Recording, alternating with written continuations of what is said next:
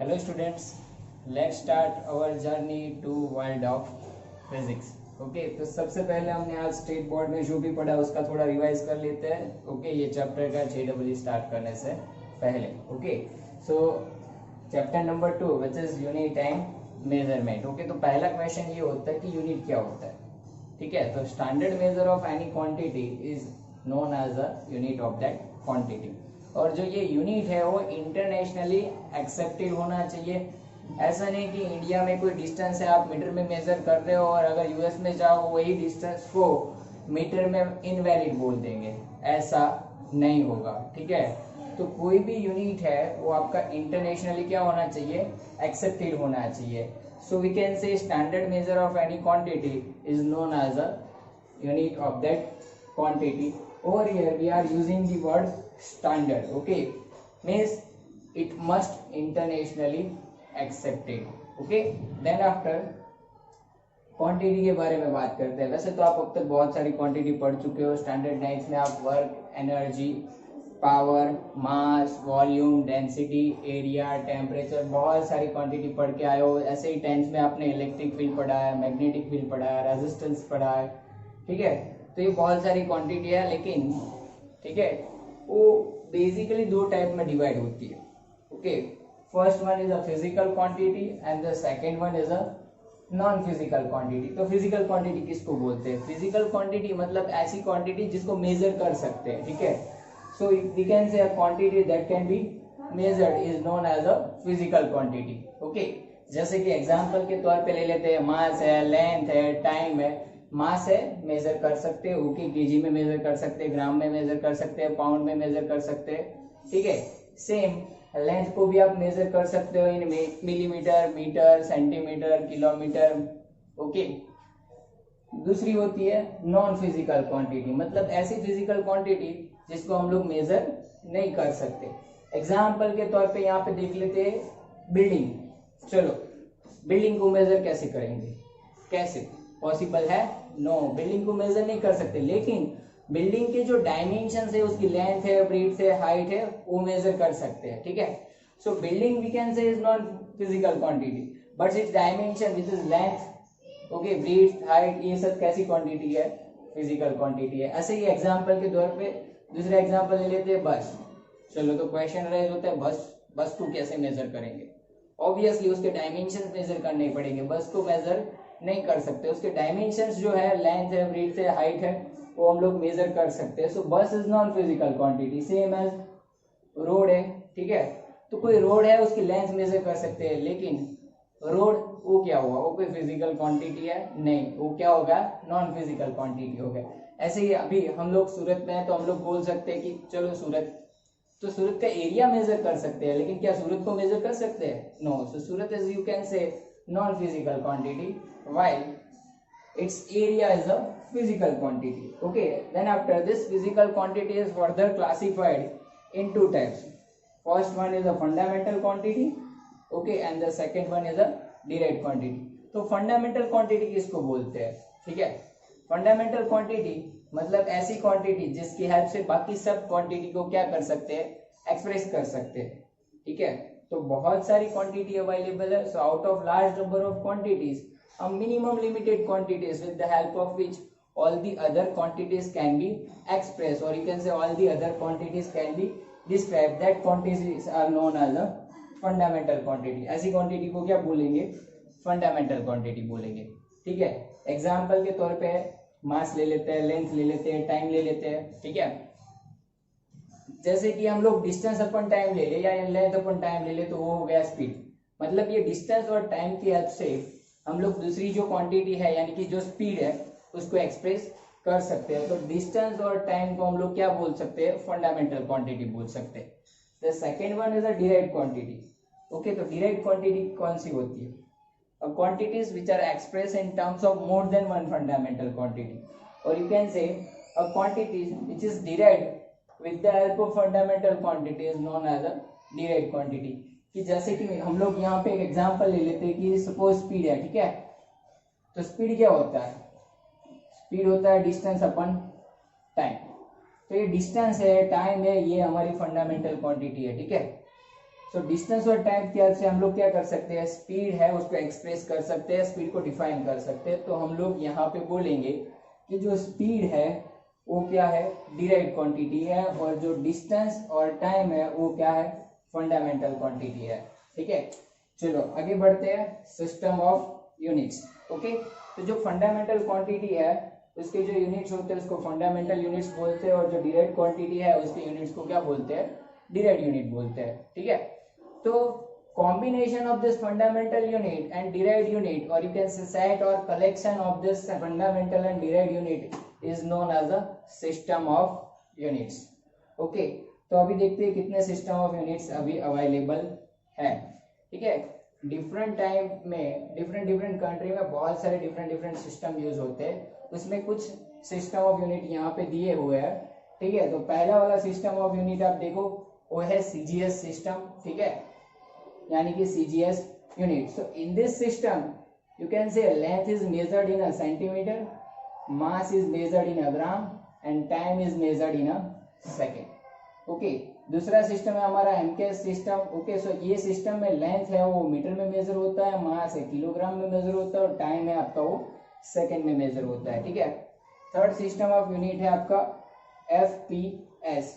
F stands for feet, means length is measured in a feet in this system, or you can say length is measured in a foot. आप feet या foot जो भी चाहो वो बोल सकते हो। ठीक है, next is a mass. So in this system mass is measured in a pound and time is measured in a second. तो अभी देखो ये दोनों सिस्टम, ये जितने भी सिस्टम ऑफ यूनिट्स है उनके बीच में भी क्या है, रिलेशन होता है। जैसे कि सीजीएस सिस्टम में लेंथ है वो सेंटीमीटर में मेजर होता है, और जो एमकेएस सिस्टम है उसमें लेंथ आप मीटर में मेजर करोगे। तो ये दोनों में रिलेशन है कि हम लोग बोल सकते हैं कि 1 मीटर इज इक्वल टू क्या होता है, 100 सेंटीमीटर होता है, या आप बोल सकते हो कि 1 metre is equal to 10⁻² centimetre. Same यहाँ पे ग्राम और सेकेंड में भी क्या होता है, रिलेशन होता है। बोल सकते हो कि 1 kg is equal to 10 to 3 gram, और यू कैन से 1000 ग्राम। ओके, और देखो तीनों ही सिस्टम में जो टाइम है उसका बेसिक यूनिट क्या है, सेकंड है। ठीक है, दूसरा सिस्टम देखते हैं। तीसरे सिस्टम में आप देखो लेंथ है वो फीट में मेजर होता है, मास और है वो पाउंड में मेजर होता है। ठीक है, तो जो फीट है और यहाँ पे एमकेएस सिस्टम में जो लेंथ यानी कि मीटर है, तो जैसे ही सीजीएस और एमकेएस के बीच में रिलेशन है ऐसे ही एमकेएस और एफपीएस सिस्टम के बीच में रिलेशन होगा। ठीक है, तो for FPS we know that length is measured in a feet, and in MKS system length is measured in a mass. So there must be some relation between this meter and feet, and which is 1 meter is equal to 3.28 feet. 1 metre कितना होता है, 3.28 feet होता है। ठीक है, same यहाँ पे देखो जो मास है इन एमकेएस सिस्टम केजी में मेजर होता है, और एफपीएस सिस्टम में वो किस में मेजर होता है, पाउंड में मेजर होता है। ठीक है, तो ये केजी और पाउंड के बीच में क्या रिलेशन है कि 1 kg इज इक्वल टू क्या होता है, 2.2 पाउंड होता है। ठीक है, आपको पता है हम लोग WWE देखते हैं तो उसमें जो रेसलर का वेट होता है, मास होता है, वो किस में दिया होता है, पाउंड में दिया होता है, ना कि केजी में दिया होता है। ठीक है, तो डिफरेंट कंट्री में ये different system of units use होते हैं। ठीक है, लेकिन international bureau of weight and measurement है जो, ठीक है, हर एक क्वांटिटी के स्टैंडर्ड मेजर्स क्या करता है, डिसाइड करता है। ठीक है, तो अभी रिसेंटली जो सिस्टम यूज हो रहा है वो है ऐसा system, okay, which is known as a system international. So in this system there is 7 fundamental quantities. इसमें कितनी फंडामेंटल क्वांटिटी है, 7 फंडामेंटल क्वांटिटी है। पहली वाली है लेंथ, तो लेंथ है उसका यूनिट मीटर है। ठीक है, तो इसको अगर सिंबलाइज लिखे तो आप स्मॉल m लिख सकते हो। दूसरा वाला है मास। ठीक है, मास है उसका यूनिट है किलोग्राम। तीसरा वाला है time, time we know that it is measured in a second, और में भी यूज होता है, मिनट में भी यूज होता है। ठीक है, टाइम तीनों में मेजर कर सकते हो, लेकिन ऐसा सिस्टम में जो टाइम मेजर करने के लिए स्टैंडर्ड यूनिट जो चूज किया है वो कितना है, वो क्या है, सेकंड है। ठीक है, चलो आगे बढ़ते हैं। थर्मोडायनेमिक टेम्परेचर, तो टेम्परेचर है नॉर्मली हम लोग डिग्री सेल्सियस में यूज करते हैं। ठीक है, कि अभी आउटसाइड का टेम्परेचर अगर देखें तो अभी सपोज आउटसाइड का टेम्परेचर 32 या 35 डिग्री सेल्सियस है। ठीक है, लेकिन यहाँ पे ऐसा सिस्टम में टेम्परेचर है उसका यूनिट क्या है, केल्विन है। ठीक है, then after electric current, okay 10th में आप पढ़ चुके हो इलेक्ट्रिक करंट है वो क्या होता है, चार्ज पर यूनिट टाइम। तो इलेक्ट्रिक करंट है उसका यूनिट क्या है, एम्पियर है। देन आफ्टर ल्यूमिनस इंटेंसिटी और you can say intensity of light, okay तो इसका यूनिट है candela. Then after last one amount of substance, okay which is unit of this amount of substance is mole, okay चलो तो I hope अब ये ऐसा system clear है।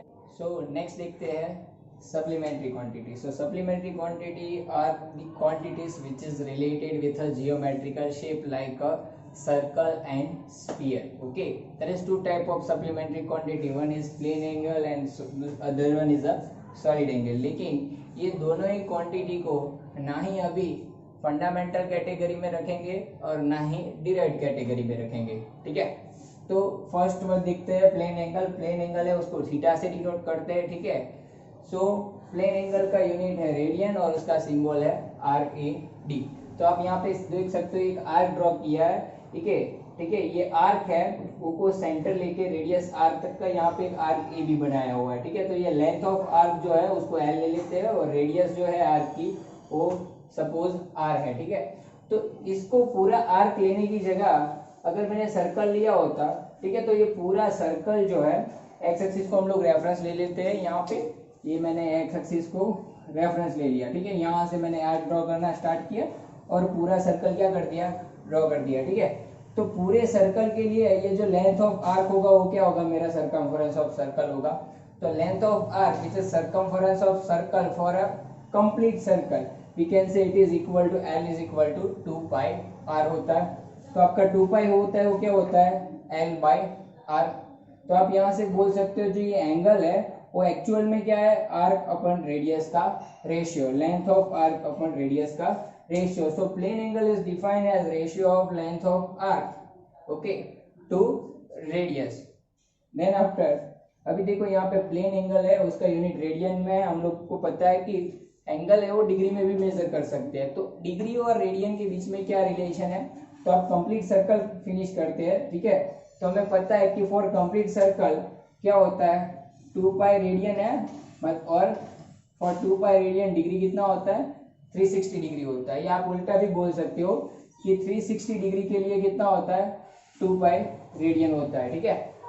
तो 1 डिग्री के लिए कितना होता है, हम लोग क्रॉस मल्टीप्लिकेशन करके निकाल सकते हैं कि 1 डिग्री के लिए कितना होता है, पाई बाय 180 रेडियन होता है, ठीक है। तो कोई भी x डिग्री है, ठीक है, उसको रेडियन में कन्वर्ट करना है मुझे, तो क्या करूंगा, उसको पाई बाय 180 से क्या कर देंगे, मल्टीप्लाई कर देंगे। तो कोई भी डिग्री को रेडियन में कन्वर्ट करना बहुत ईजी है, उसको क्या करना है, सिर्फ पाई बाय 180 से क्या करना है, मल्टीप्लाई कर दो। देन आफ्टर अगर यहाँ से मैं रेडियन को सब्जेक्ट बना लूँ, ठीक है, तो ये 180 बाई पाई सामने की तरफ चला जाएगा, तो 1 रेडियन इज इक्वल टू क्या मिलेगा मुझे, 180 बाई पाई डिग्री। तो कभी आपको रेडियन से डिग्री में कन्वर्ट करना आएगा तो कैसे करेंगे, ठीक है। तो बहुत सिंपल है कि x रेडियन क्या होगा, x into 180 by pi degree. तो आपको कोई भी रेडियन को डिग्री में कन्वर्ट करना है तो क्या करना है, उसको 180 बाई पाई से मल्टीप्लाई कर दो, हो गया कन्वर्ट। देन आफ्टर सेकेंड जो क्वांटिटी है वो हमारी है सॉलिड एंगल, ठीक है। तो यहाँ पे आप देख सकते हो कि एक पूरा कंप्लीट स्फीयर लिया हुआ है सर ने, ठीक है। ये स्फीयर का एक पोर्शन हम लोग है वो कट कर लेते हैं, ठीक है। तो ये जो इसका सरफेस एरिया है जो पोर्शन सर ने कट किया हुआ है, अब कॉनिक सेक्शन हो गया, ठीक है। वो एक क्या हो गया, कॉनिक सेक्शन हो गया। तो सपोज आप यहाँ पे एक कॉनिक सेक्शन बना लेते हो, ठीक है। तो ये सपोज आपका एक कॉनिक सेक्शन हो गया, ठीक है। तो आप देख सकते हो ये आपका जो स्फीयरिकल सरफेस, मतलब जो यहाँ पे एरिया बनेगा, ठीक है, वो यहाँ पे सेंटर को सेंटर लेके जो एंगल बनाएगा, ठीक है, वो यहाँ पे जो एंगल बना रहा है, ठीक है, 3D, वो क्या हो गया आपका सॉलिड एंगल हो गया, ठीक है। और ये जो आपका एरिया है वो surface area suppose delta A है। यहाँ पे ये एग्जैक्टली आपको सर्कल टाइप का नहीं दिखेगा, ठीक है, क्योंकि ये एग्जैक्टली आपका जो है वो कौन नहीं है, ठीक है। बहुत सारे स्टूडेंट्स को अभी यहाँ पे आइसक्रीम का कौन आ गया होगा, लेकिन वो याद नहीं करना है, ठीक है। तो सेम आइसक्रीम का कौन के जो शेप होता है वही आप ले सकते हो। तो उसका वहाँ पे जो सर्कुलर सरफेस एरिया है, ठीक है, वो सेंटर पे जो एंगल बनाता है वो क्या होता है, सॉलिड एंगल ओमेगा होता है। तो आप यहाँ पे देखो सरफेस एरिया का जो इक्वेशन है तो वो क्या होता है, ए इक्वल टू 4πr² होता है। तो अगर मैं 4π को सब्जेक्ट बना लूंगा तो 4π क्या होगा, that area divide by square of radius. So you can see that it is the angle for complete sphere. Okay, तो अब यहाँ पे इतने पोर्शन का एरिया सपोज डेल्टा ए है और उसने जो एंगल बनाया है वो ओमेगा है, ठीक है। तो ओमेगा मतलब सॉलिड एंगल का इक्वेशन क्या होगा, surface area to square of radius. So it is nothing but the ratio of surface area intercepted by the spherical surface at centre O divide by square of radius. ये हो गया उसका ratio, ठीक है। चलो students अब देखते हैं डायमेंशंस। ओके, सो डायमेंशंस क्या होते हैं, dimensions are the powers to which base quantities is raised to obtain the physical quantity. कोई भी फिजिकल क्वांटिटी है उसको ऑब्टेन करने के लिए हम क्या करते हैं, बेस क्वांटिटी है उसको पावर्स क्या करते हैं, रेज्ड करते हैं, ठीक है। तो पहले उसका रिप्रेजेंटेशन देख लेते हैं, फिर डेफिनेशन को डिटेल में देखेंगे, ठीक है। तो क्वांटिटी आप देखो यहाँ पे मास है आपके पास, ठीक है। तो मास है वो केजी में भी मेजर होता है, ग्राम में भी मेजर होता है, ठीक है। तो क्वेश्चन अराइज होता है कि अब इसको कैसे रिप्रेजेंट करेंगे, जी से रिप्रेजेंट करेंगे या केजी से रिप्रेजेंट करेंगे, कैसे दिखाएंगे, ठीक है। तो हमने देखा था उसका जो ऐसा यूनिट था वो केजी था, ठीक है। लेकिन यहाँ पे देखो डायमेंशंस जो है उसका रिप्रेजेंटेशन कैसे है, उसके फर्स्ट लेटर के ऊपर से है जो कि यहाँ पे कैपिटल में दिखाते हैं, ठीक है। तो representation of dimension of mass is capital M. Same as length है वो मीटर में मेजर होता है, किलोमीटर में मेजर होता है, मिलीमीटर में भी मेजर कर सकते हैं आप, फीट में भी मेजर कर सकते हैं, ठीक है। तो बहुत सारे यहाँ पे यूनिट्स है, लेकिन यहाँ पे जितने भी लेंथ है अगर वो mm में है, किलोमीटर में है, सेंटीमीटर में है, ठीक है। तो उसके डायमेंशंस को रिप्रेजेंट करने के लिए क्या यूज करते हैं, capital L. L stands for length और from its first letter, okay. तो लेंथ के यानी कि कोई भी डिस्टेंस के डायमेंशंस हम लोग क्या लेंगे, एल लेंगे। अब इसमें ब्रीड्थ है, हाइट है, विड्थ है, वो सब क्या हो गया, इंक्लूड हो गया। अगर अभी आप नेक्स्ट देखो, आपके पास क्या है, टाइम है, ठीक है। तो टाइम को सेकेंड और मिनट सब में मेजर कर सकते हैं, लेकिन यहाँ पे टाइम के डायमेंशंस को कैसे दिखाएंगे, capital T from its first letter, okay, which is represented in a upper case. So over here next one is a temperature. अब यहाँ पे देखो टेम्परेचर है, ठीक है। तो ये अभी आपने ऑलरेडी टी में मेजर कर लिया है, इसका रिप्रेजेंटेशन जो टाइम का है वो कैपिटल टी में किया है। तो यहाँ पे टेम्परेचर को वापस कैपिटल टी से रिप्रेजेंट नहीं करेंगे, ठीक है। टेम्परेचर है उसका ऐसा यूनिट केल्विन है, हमें पता है, ठीक है। तो यहाँ पे उसका रिप्रेजेंटेशन जो है डायमेंशंस का वो क्या है, कैपिटल के, ओके। देन आफ्टर नेक्स्ट है इलेक्ट्रिक करंट, ओके। तो इलेक्ट्रिक करंट का जो यूनिट होता है वो एम्पियर होता है, ठीक है। तो उसका डायमेंशन जो होता है वो उसके साइंटिस्ट जो था एम्पियर, उसका फर्स्ट, उसके नेम का जो फर्स्ट लेटर था एम्पियर का, A stands for ampere. So over here यहाँ पे कैपिटल ए यूज किया है to represent dimension of electric current, okay. Then after next है अमाउंट ऑफ सब्सटेंस, ओके। तो अमाउंट ऑफ सब्सटेंस है उसका यूनिट मोल होता है। तो उसकी डायमेंशंस को भी किसमें मेजर किया है और डायमेंशन को किसमें रिप्रेजेंट किया है, मोल में ही, but it is MOL which is the symbol of that unit of amount of substance, okay। then after last है luminous intensity। इसका यूनिट होता है कैंडेला, जिसको हम लोग उसके सिंबलाइज क्या कैसे करते हैं, CD, ओके। तो यहाँ पे उसके डायमेंशन को कैसे रिप्रेजेंट किया है, कैपिटल C से। लेकिन बहुत सारी बुक में ये रिप्रेजेंटेशन जो है डायमेंशन का, ल्यूमिनस इंटेंसिटी का, वो आपको CD में भी देखने को मिलेगा। तो आप C लोगे या CD लोगे, दोनों ही क्या है, सही है, ठीक है।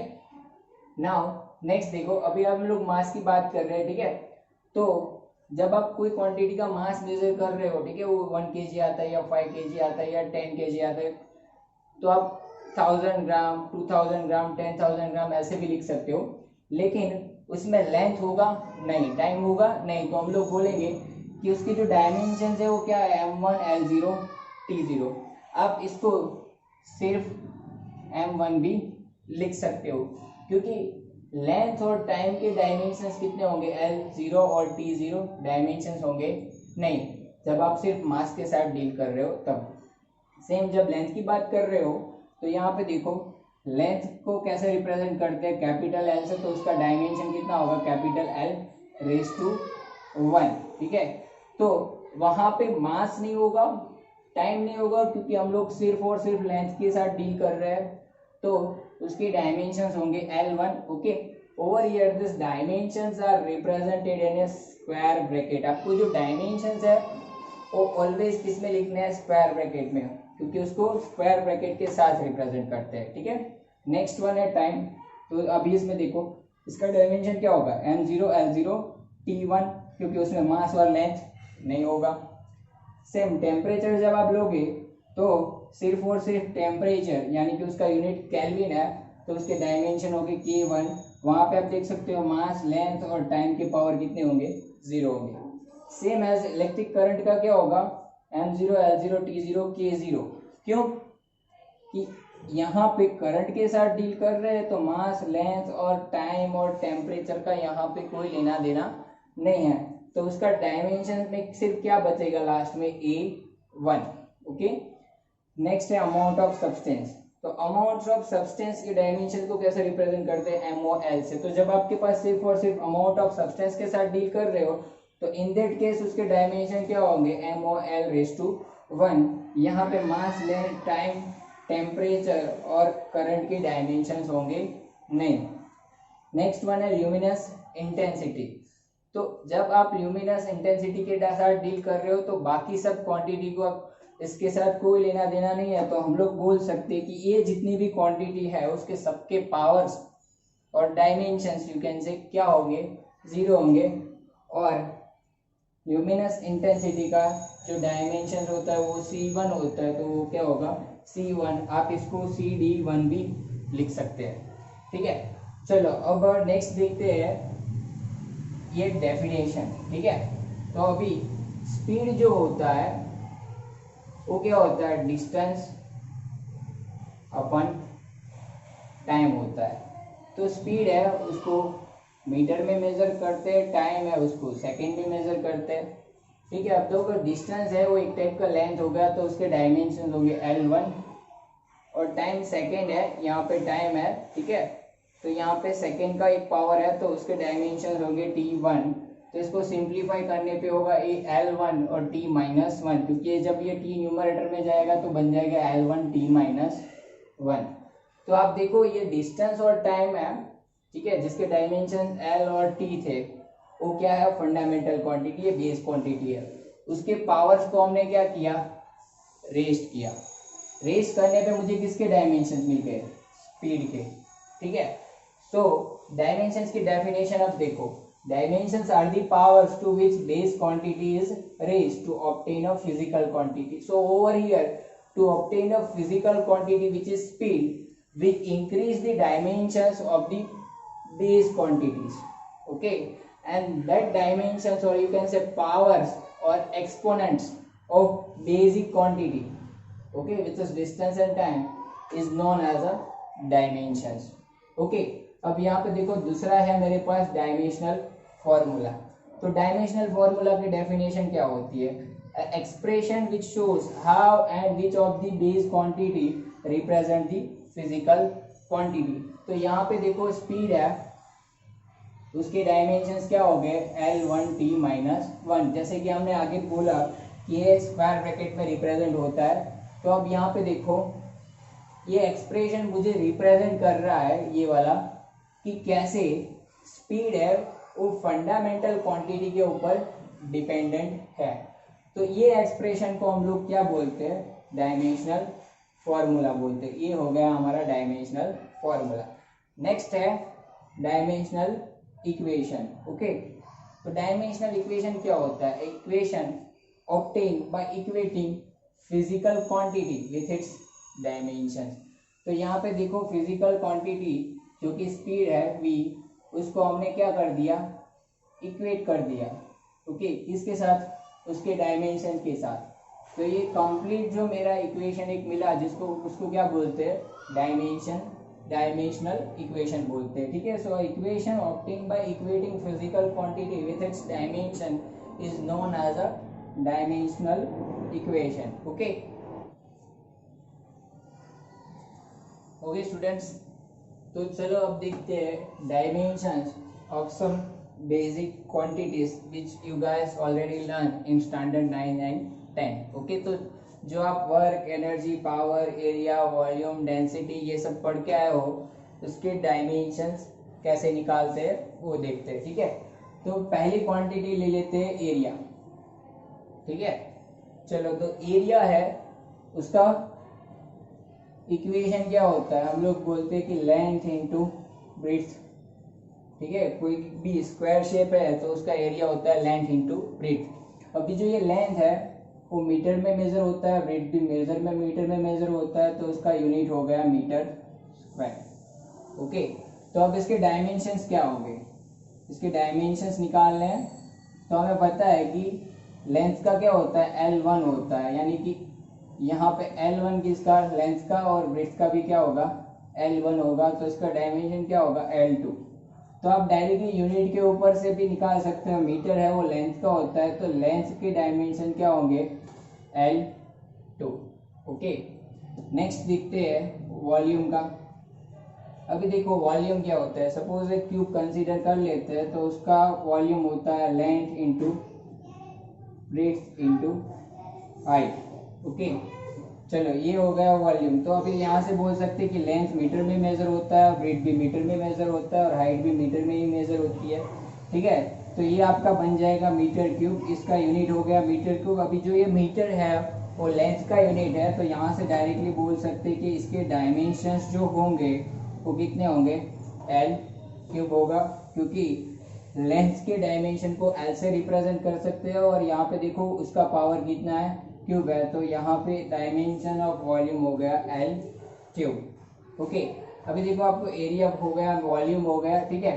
अब बहुत सारे बच्चों को क्वेश्चन ये होता है कि सर आपने एरिया लिया है, यहाँ पे स्क्वायर का लिया है, ठीक है, सर्कल का एरिया कंसीडर करके देखो क्या उसके भी सेम होते हैं। यस, अगर मैं सर्कल का एरिया लेता हूँ, ठीक है, तो वो होता है पाई आर स्क्वायर।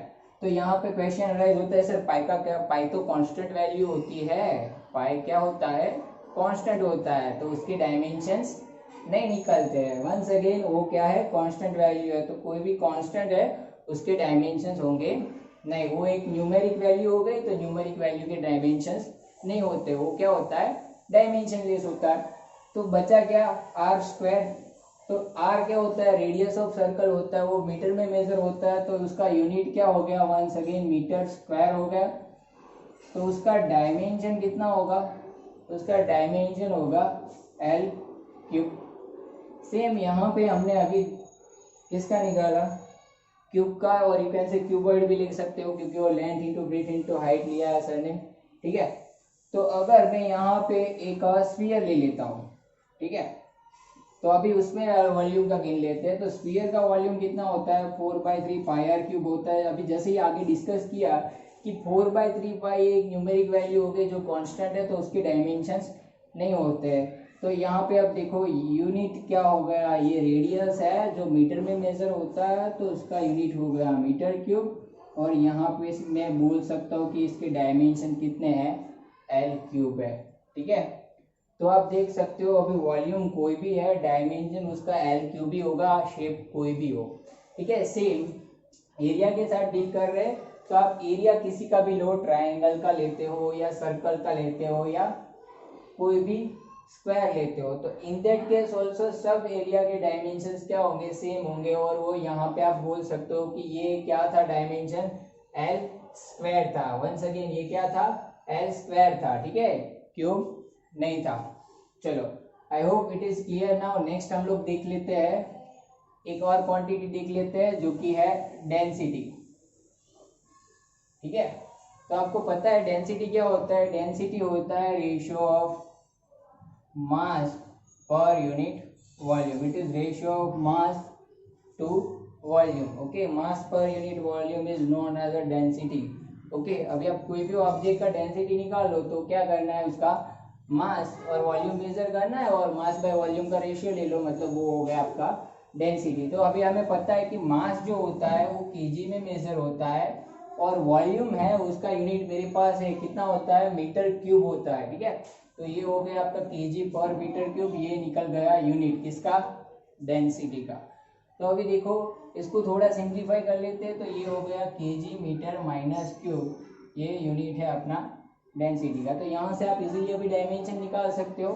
तो इसके डायमेंशंस क्या होंगे, चलो केजी है, हमने आगे देखा है केजी है वो किसका यूनिट होता है, मास का वो यूनिट होता है। और उसके डायमेंशन को कैसे रिप्रेजेंट करते हैं, कैपिटल एम से रिप्रेजेंट करते हैं। तो उसका पावर देखो यहाँ पे कुछ नहीं है, हम लोग बोलते हैं 1 है, तो यहाँ पे हो गया उसका पावर m1। अब जो मीटर है वो लेंथ का यूनिट है, ठीक है, उसके डायमेंशन को एल से रिप्रेजेंट करते हैं, तो उसका हो गया एल और पावर आपका है -3।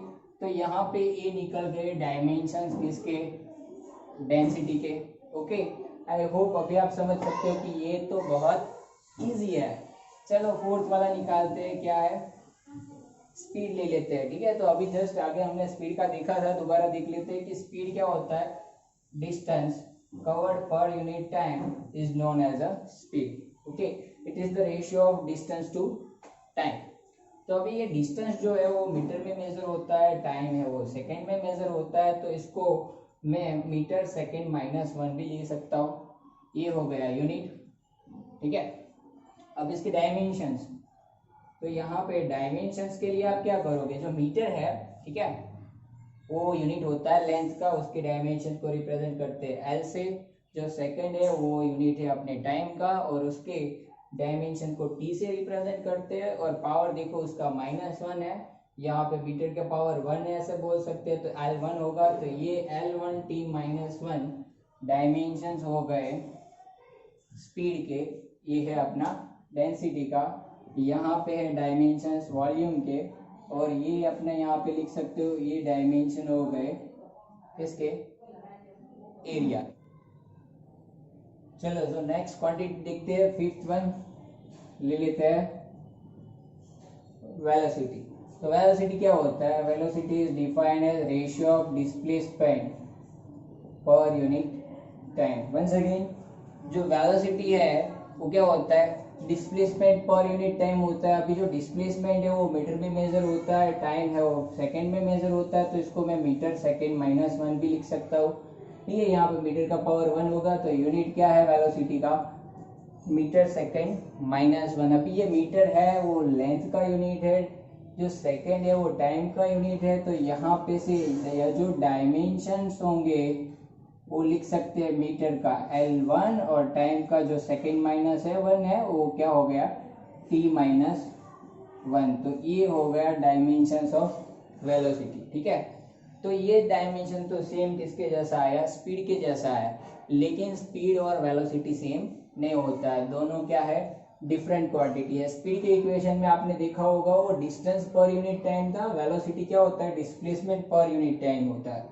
स्पीड है वो स्केलर क्वांटिटी होती है, ठीक है, और जो वेलोसिटी है वो वेक्टर क्वांटिटी होती है। मतलब स्पीड को डिफाइन करने के लिए डायरेक्शन की जरूरत नहीं पड़ती है, लेकिन वेलोसिटी को डिफाइन करने के लिए डायरेक्शन की जरूरत पड़ती है। ठीक है, चलो ये हम लोग बाद में देखेंगे, हम लोग चैप्टर नंबर 4 में। ठीक है, नेक्स्ट क्वांटिटी ले लेते हैं, मोमेंटम।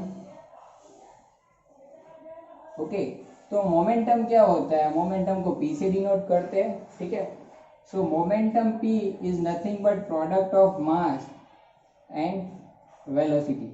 जब कोई मास है, सपोज ये मार्कर है, कुछ भी वेलोसिटी के साथ मूव कर रही है, ठीक है, तो ये कंबाइंड क्वांटिटी एक जनरेट होती है जिसको क्या बोलते हैं, मोमेंटम। ओके, तो momentum is product of mass and velocity. आप ये पढ़ के आए हो ये equation, P is equal to mv, where m is mass, v is velocity। अभी यहाँ से देखो इसका यूनिट क्या निकलेगा, कि यूनिट जो देखो यहाँ पे मास है वो केजी में होता है, ये हो गया वेलोसिटी, वो तो कितना होता है, मीटर सेकेंड -1 होता है।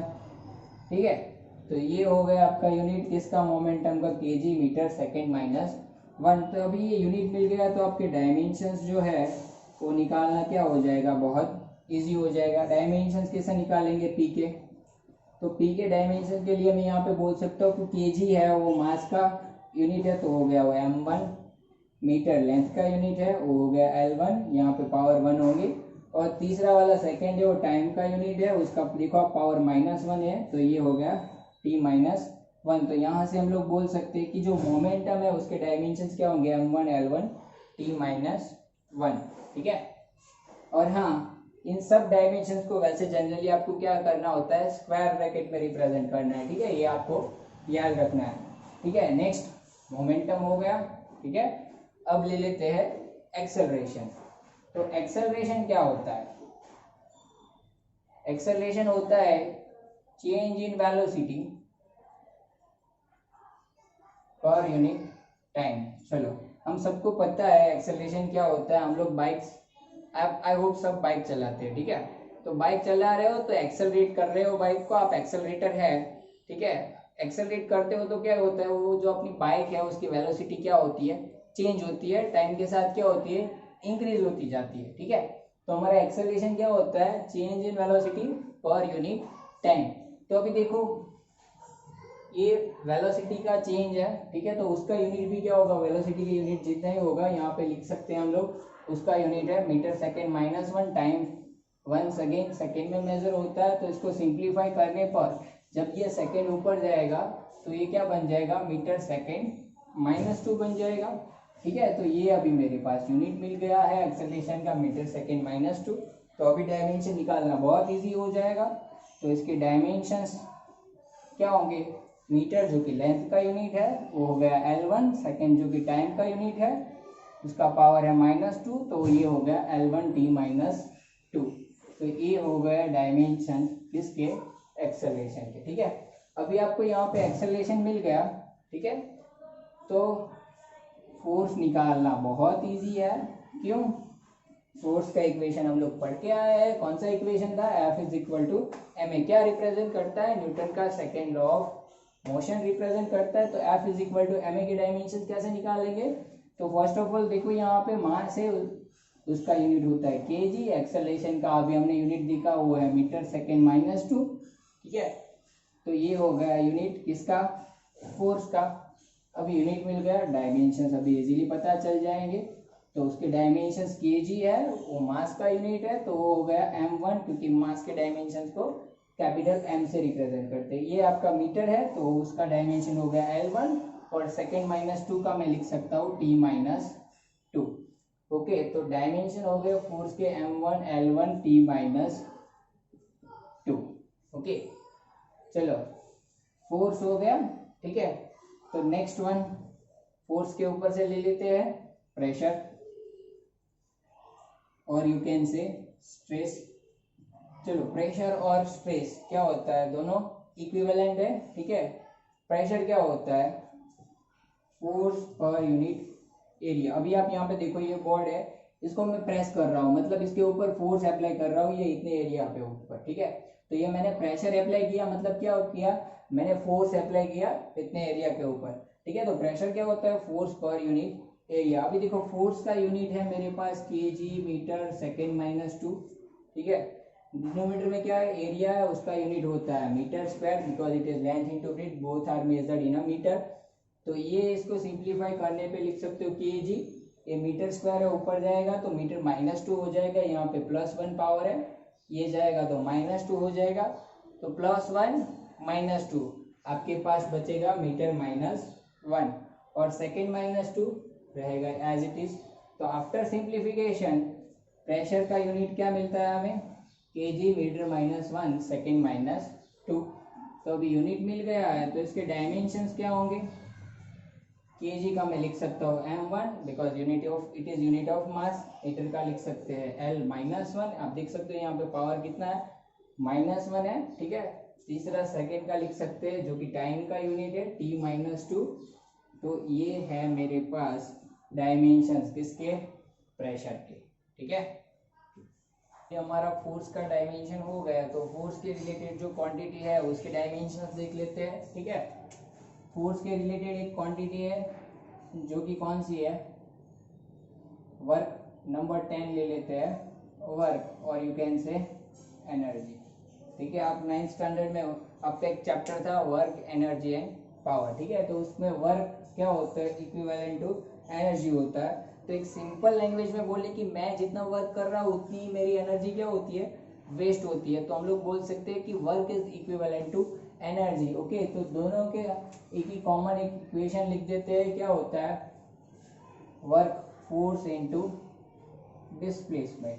ठीक है, कि सपोज अभी यहाँ पे मार्कर है, ठीक है, इसके ऊपर फोर्स लगा रहा हूँ तो ऑब्वियसली ये क्या करेगा, डिस्प्लेस करेगा। ठीक है, तो मैंने कितना वर्क किया, ये मैंने जो अप्लाई किया फोर्स और उसकी वजह से जो डिस्प्लेसमेंट हुआ वो दोनों का प्रोडक्ट। तो W क्या होता है, यानी कि वर्क इज इक्वल टू क्या होता है, F dot D, force into displacement. अभी देखो फोर्स है उसका यूनिट मुझे पता है क्या होता है, केजी मीटर सेकेंड माइनस 2, और डिस्प्लेसमेंट जो होता है वो मीटर में मेजर होता है। ठीक है, तो यहाँ से after simplification we will get kg, ये m इंटू एम क्या हो जाएगा, m स्क्वायर सेकेंड माइनस 2, तो kg metre square second minus 2, ये हो गया यूनिट किसका, वर्क का, और यू कैन से एनर्जी का।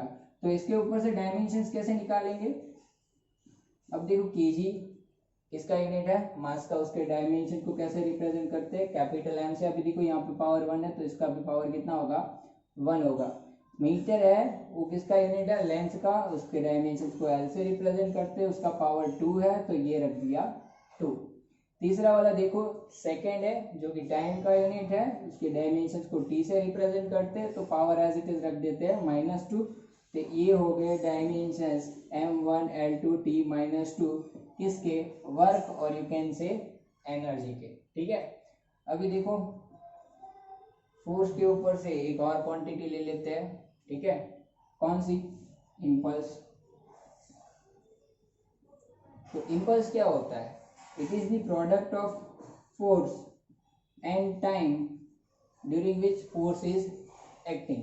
तो अगर ये बॉड के ऊपर सर फोर्स अप्लाई कर रहे हैं, ठीक है, थोड़े से माइनर टाइम के लिए, ओके, और यू कैन से फॉर अ स्मॉल इंस्टेंट, तो ये आपने फोर्स अप्लाई किया और ये फोर्स की वजह से आप देख सकते हो इसके ऊपर से क्या होगा, इम्पल्स प्रोड्यूस होगा, means force and time during which force is acting, okay, product of both of them is impulse. So impulse is defined as product of force and time during which force is acting.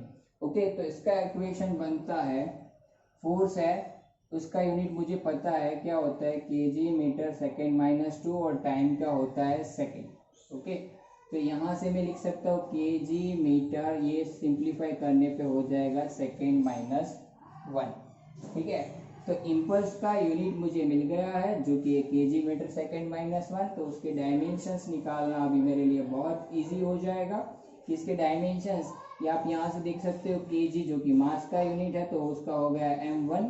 ठीक है, यहाँ पे metre जो कि length का unit है उसका लिखते थे l1, यहाँ पे पावर 1 होंगे। और तीसरा वाला है सेकेंड -1 जो कि टाइम का यूनिट है। ठीक है, उसके डायमेंशन को टी से रिप्रेजेंट करते हैं तो ये हो गया t-1। तो ये है मेरे पास अभी इम्पल्स के डायमेंशन जो कि होते हैं m1 l1 t-1। Okay, last एक और ले लेते हैं। ठीक है, अभी देखो वर्क आपका हो गया है, एनर्जी आपके डायमेंशंस है वर्क और एनर्जी के। तो ये चैप्टर जो आता था आपका 9th स्टैंडर्ड में, उसमें एक क्वांटिटी थी power, work energy and power. तो पावर क्या होता है, पावर होता है वर्क अपॉन टाइम, और you can say energy per unit time is defined as a power.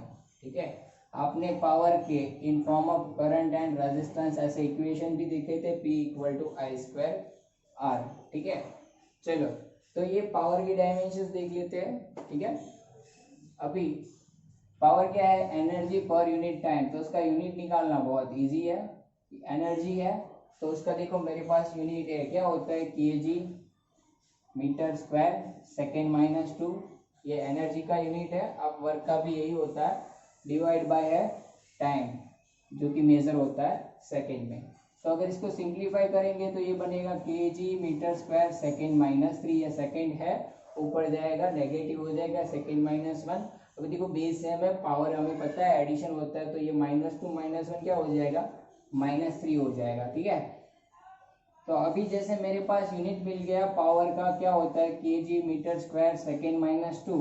तो अभी इसके डायमेंशंस निकालना बहुत इजी हो जाएगा। केजी का होगा m1, ओके, मीटर स्क्वायर का होगा L2, क्योंकि ये यूनिट है किसका है, लेंथ का है, उसके डायमेंशन को L से रिप्रेजेंट करते हैं।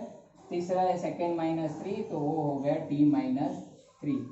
Okay, so dimension of power is m1 L2 t minus 3। Okay.